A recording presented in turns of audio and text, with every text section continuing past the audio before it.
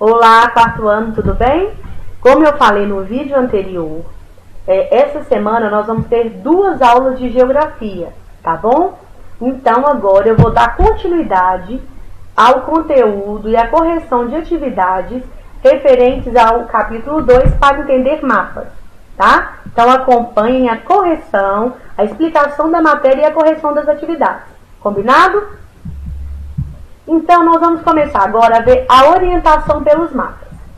E aí a gente já viu que um dos elementos fundamentais que um mapa precisa de ter é a orientação, né? Que ela vai ser indicada para a gente pela roda dos ventos. Porque se a gente não sabe para que lado está o norte, o sul, o leste ou oeste, nós não conseguimos localizar corretamente no espaço, né? E aí, esses pontos de referência, eles servem para nos ajudar a se locomover, né, no espaço, né? Eles ajudam na localização e no deslocamento. Então, quando a gente sai da nossa casa, por exemplo, se eu tivesse que sair daqui da minha casa para ir para a escola, eu vou, ao longo desse trajeto, eu vou identificando os pontos de referência para poder ajudar quando eu tiver que orientar uma outra pessoa até chegar à minha casa. Ou quando eu tiver que ajudar alguém da minha casa a chegar até a escola, por exemplo. Quando a gente, na minha casa, quando a gente vai dar um ponto de referência, por exemplo, quando eu faço uma compra e tenho que entregar alguma coisa. Então eu sempre falo assim, olha, eu moro perto da escola Eupídio, na rua do metrô da cidade industrial. Porque às vezes se a pessoa ficar perdida, porque se a pessoa perguntar para alguém na rua e falar assim, onde que é a casa da Nathalie? Muita gente não vai saber, né? Porque não são todas as pessoas que me conhecem. Mas se a pessoa já estiver no bairro e perguntar assim, olha, você sabe onde fica a rua do metrô da cidade industrial? E aí muitas pessoas sabem. Então, esse é um ponto de referência para ajudar com que as outras pessoas se localizem dentro do meu bairro e aí cheguem até a minha casa, se lá for o destino final, né? E aí, gente, os pontos de referência, eles podem variar, né? E o principal ponto de referência que a gente tem para podermos nos orientar no espaço é o Sol.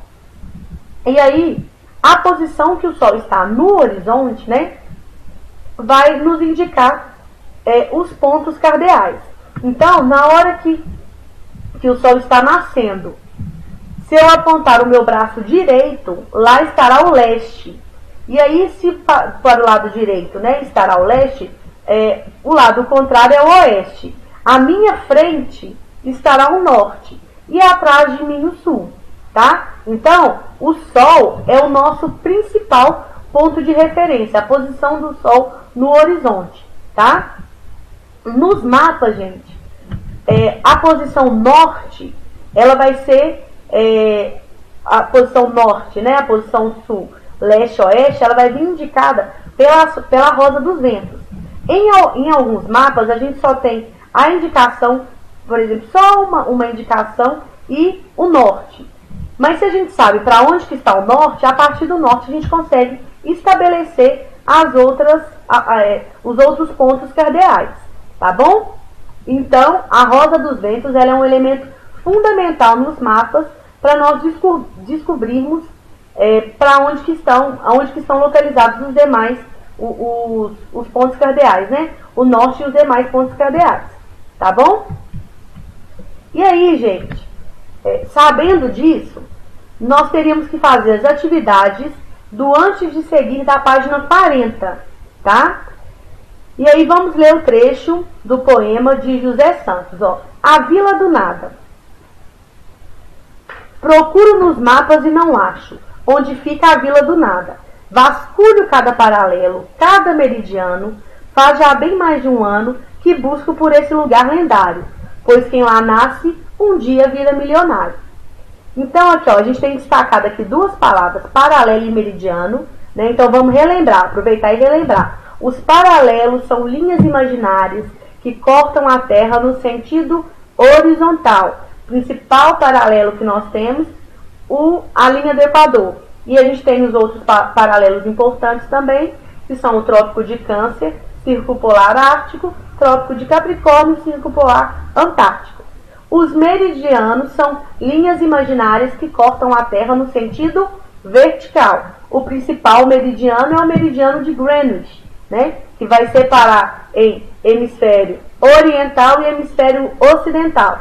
E os paralelos, né, a linha do Equador principal paralelo vai separar a Terra em hemisfério norte e hemisfério sul, tá bom? Isso é só pra gente relembrar, tá? Aí vinha a primeira atividade, ó. Determine a localização da Vila do Nada no mapa a seguir. Desloque-se a partir do ícone, que é a caveirinha, e trace o trajeto com um lápis colorido.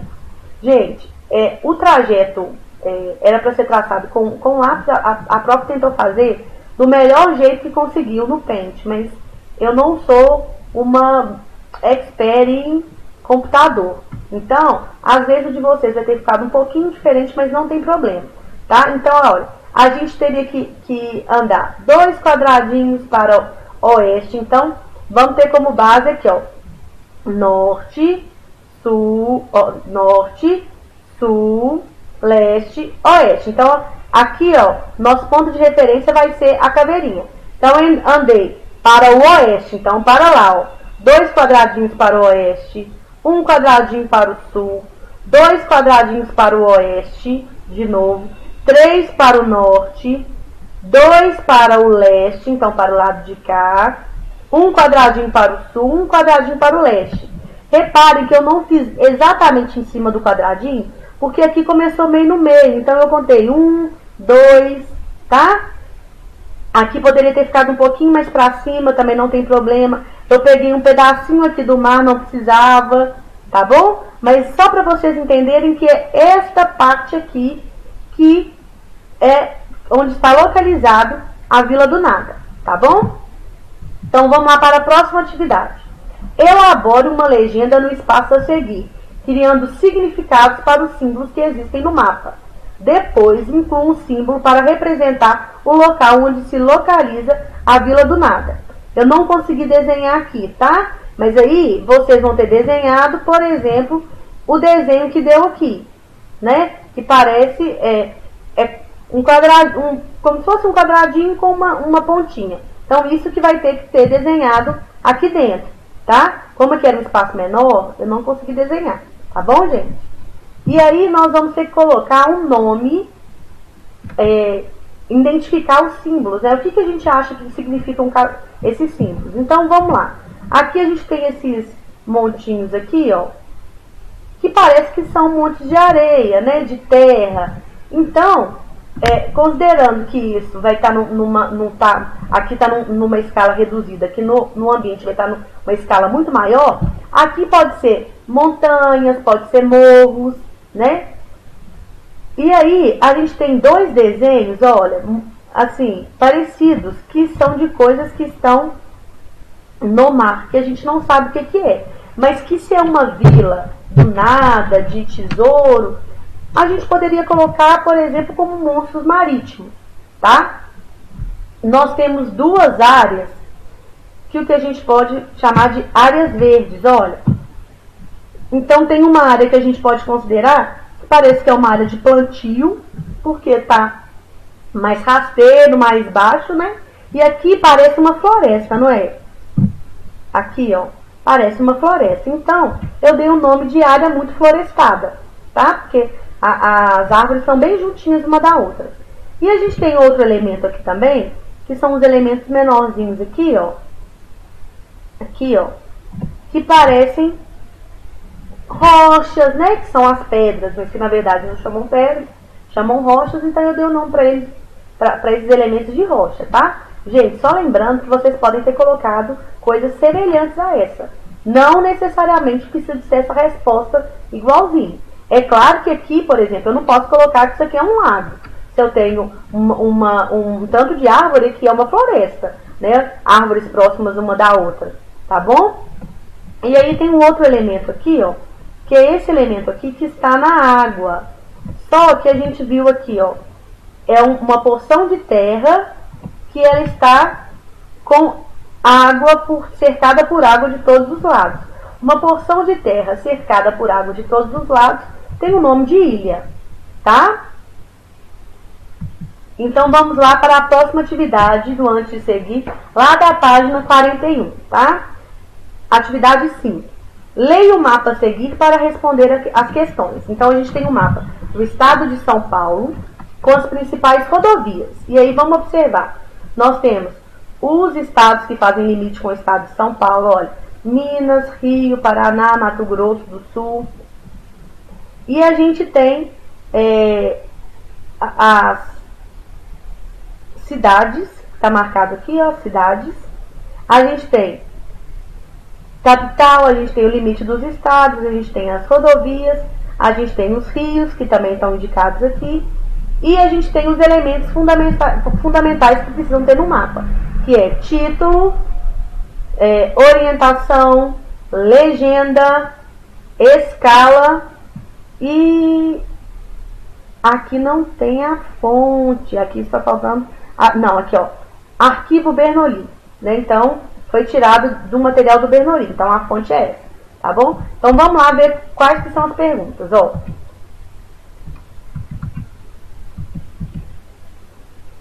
A primeira era o seguinte: considerando que você esteja no município de Jaú, no interior de São Paulo, determine a direção em que estão os seguintes municípios. Então, vamos lá. Aqui primeiro eu marquei só Jaú, tá? Por isso que ele já está marcado aqui, porque como ficou muito pequenininho, ia ficar difícil para vocês, para eu achar na hora e mostrar para vocês. Então, eu marquei aqui o estado de Jaú, ó. Então, é esse aqui que é o estado de Jaú. E aí, eu vou ter que indicar a direção, por exemplo, de São José do Rio Preto. Então, vamos procurar. Olha onde está São José do Rio Preto. Está acima de Jaú, olha, para cima. Então, se Jaú está aqui e São José está para cima, ele está a norte de Jaú, tá? O próximo é Itapetininga. Olha onde que está Itapetininga. Itapetininga está a sul de Jaú. Olha aqui, ó, Jaú está aqui, Itapetininga está aqui embaixo, tá? Próximo, São Carlos. Então, vamos voltar lá. São Carlos, olha, São Carlos está para o lado direito de Jaú. Então, ele está a leste de Jaú. E a última, Presidente Prudente, ó. Presidente Prudente está a oeste do município de Jaú. Então, vamos conferir? Norte, sul, leste, oeste. As direções, tá? Tendo como base que a gente colocou como referência o município de Jaú. Então, eu tinha que localizar primeiro o município de Jaú e depois os demais municípios que estavam pedindo aqui, tá bom? O elemento do mapa que você utilizou para obter as informações de orientação foi a fonte. A fonte te diz para onde que estão localizados cada um desses municípios? Não. Foi o título? Também não. Foi a legenda? Não. Foi qual? A rosa dos ventos. Que a rosa dos ventos é que nos indica a direção. Tá? Olha aqui, ó. Norte, sul, leste, oeste. Tá bom? Então, gente, agora nós vamos para o item 3. O item 3 está falando dos mapas como meio de comunicação. E aí nós vamos perceber que todos os mapas, eles nos fornecem alguma informação. E essa informação, né, essa informação que está presente no mapa, ela é uma ferramenta muito importante. E aí lá no livro de vocês, lá na página 43, a gente vai perceber que tem um mapa indicando as principais festas populares. Olha, então tem festa popular da região Nordeste, da região Sudeste, da região Centro-Oeste, da região Norte. Então, aqui a gente tem festividades diferentes e que no mapa elas foram representadas por esse desenho na lateral e essas setinhas. E aí vocês vão ver que aqui eu coloquei só a parte do mapa, não coloquei a parte da legenda. Se vocês forem no livro de vocês vão ver que na legenda está indicando a cidade, o estado e quais são as festas que tem. E essas festas elas são indicadas, olha, por esses círculozinhos aqui, ó, numerados coloridos. E aí vocês vão ver que cada festa tá marcada em qual cidade, qual estado e qual que é o nome da festa. Então, esse mapa, ele nos fornecia importantes informações sobre as festas populares existentes no Brasil. Então, todos os mapas, eles vão contar uma história, eles vão nos dizer alguma coisa que vai ser relevante para o que a gente precisa estudar ou para o que a gente precisa de saber mesmo na nossa vida, tá bom? E aí, depois que vocês lerem de novo as páginas 42 e 43, vocês vão fazer as atividades do antes de seguir da página 44, tá bom? Isso tudo, gente, está no roteiro de atividades, tá? Aqui eu só estou relembrando vocês. E aí, os mapas, como eu falei com vocês, todo mapa eles vão contar uma história pra gente. E essas histórias, elas podem ser diferentes, né? Cada mapa vai contar uma história diferente, porque o assunto vai ser diferente, né? E aí, a partir do assunto que estiver tratando desse mapa, a gente pode classificar esse mapa como humano ou como físico. Então, esse mapa aqui, ó, que eu coloquei aqui ao lado, é um mapa das regiões do Brasil. E aqui, tá vendo? Ó, verde é o norte, centro-oeste está de rosinha mais claro, o sul está isso parece um verde água, né? O sudeste com um rosa um pouco mais forte, o nordeste de amarelinho, tá? E aí nós vamos ver o seguinte, os mapas humanos, eles vão falar basicamente sobre política, sobre economia, sobre formas de uso e ocupação do espaço pelos seres humanos. Então, os mapas humanos, gente, provavelmente naquele espaço vai estar representado alguma atividade que o homem já realizou no sentido de organização. Então, o mapa de divisão regional é um mapa político, né? Pode ser um mapa de economia, pode ser um mapa de como que os seres humanos utilizaram determinado espaço, tá? Então, essa que vai ser a história. Os mapas humanos, cada mapa vai contar uma história diferente sobre determinado assunto, tá? E os mapas físicos, eles vão nos dar características de relevo, de hidrografia, de clima, de vegetação. São informações que a maioria se altera pouco ao longo do tempo, né? São características mais fixas, mais físicas, né? Sobre determinados locais, tá? E aí, depois que vocês lerem a página 45 do livro, vocês vão realizar as atividades da página 46 do antes de seguir. Combinado? Então, por essa semana é só. Assistam os 2 vídeos de geografia. Sempre que necessário, me mandem as perguntas pelo aplicativo da escola. Já vou me desculpando, porque pode ser que alguma coisa não esteja saindo conforme vocês, né, os alunos e os familiares, eles estejam esperando. Mas saibam que nós todos, professores, estamos fazendo o melhor que a gente consegue diante dos recursos que nós temos, né? Meu computador não é um computador de última geração, então, às vezes o som vai estar um pouquinho chiado. A minha rua é muito movimentada, porque, como eu falei ao longo do vídeo, eu moro na rua do metrô da cidade industrial, então passa ônibus aqui toda hora, tem uma oficina do lado da minha casa. Então, às vezes, gente, não vai ser com a qualidade que a gente teria dentro da sala de aula. Mas saibam que todos nós estamos nos esforçando assim ao máximo para que vocês não fiquem prejudicados e para que vocês mantenham a rotina de estudo em casa, tá bom? Um beijo e até a próxima semana.